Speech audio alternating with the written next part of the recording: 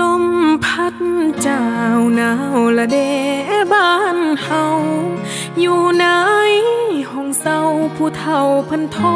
มาบอกคิดฮอดเดอยากสิกลับไปอยู่บ้านนอกในเมืองบางกอกมันมีแต่ความวุ่นวาย